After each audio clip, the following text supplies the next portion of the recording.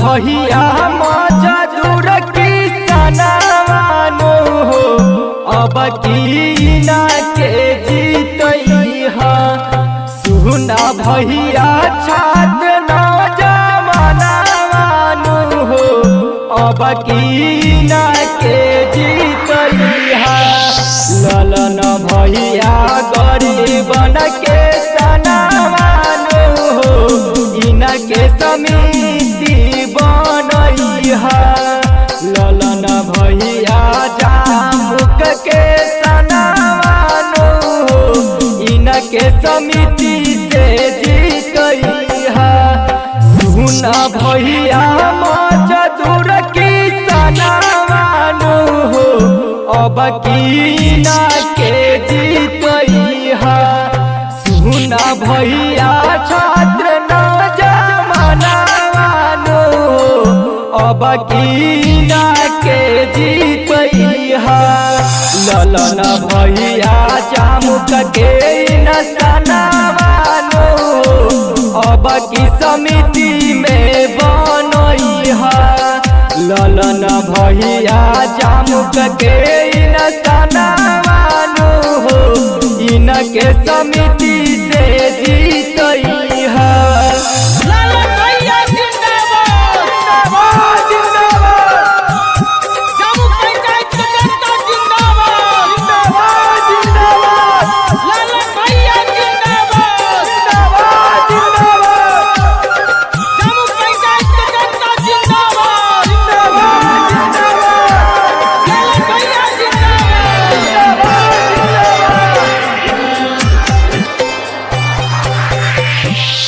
शिक्षित समाजसेवी और संगतशील नेता इनके समझ है चाचा अपने हो बेटा।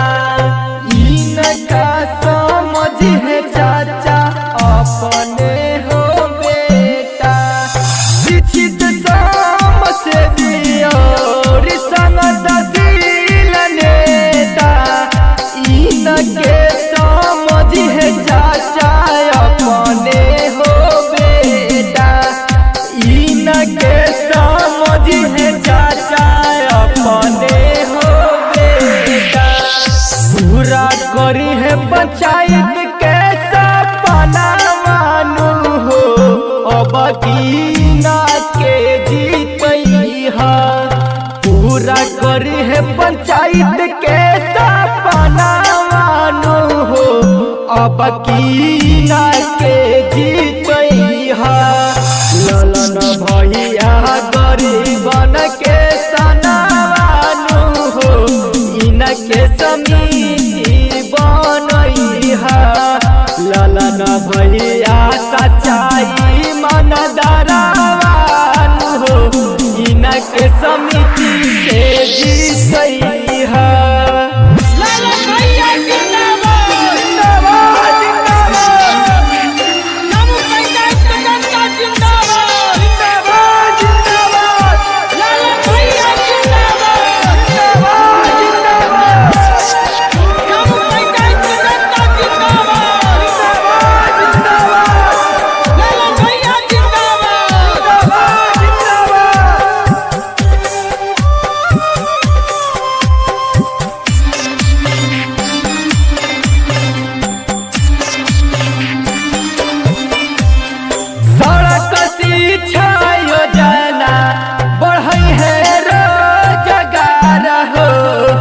ललन भैया बनलन समिति उम्मीदवार हो।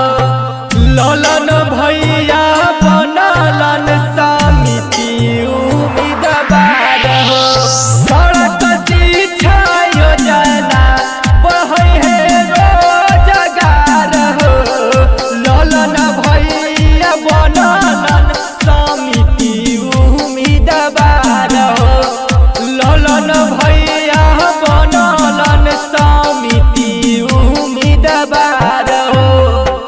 इनके परखी दे अनवान हो इनके समिति से जीतैहा। इनके परखी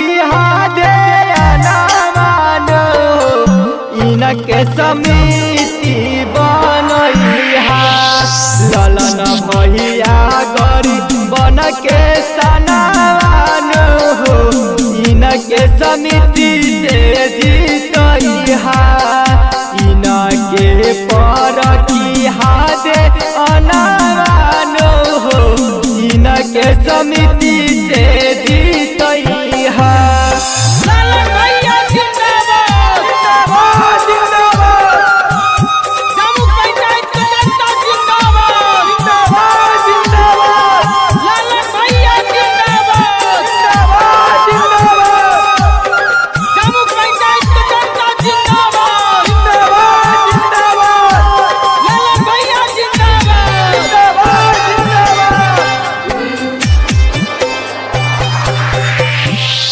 जामुक पान चैतावा में बहल हाई हवा ललन भैया समिति पद पे जीते के कैले दावा ललन भैया समिति पद पर जीते के कैले दावा जामुक पान चैतावा में बहल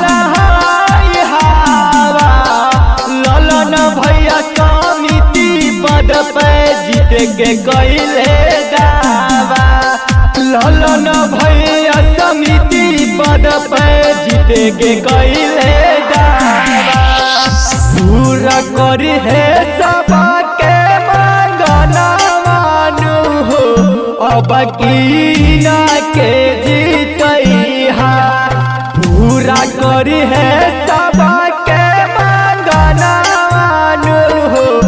अब कीना के जीतैहा ललन भैया गरीब के सनावान हो इनके समिति से जीतैहा ललन भैया गरीब के सनावान हो इनके समिति बनैहा उन भैया चतुर की सनावान हो अब कीना के जीतैहा सुना भैया छात्र न जमानावान हो अब कीना के जीतैहा ललन भैया गरीब के सनावान हो इनके समिति बनैहा ललन भैया गरीब बन के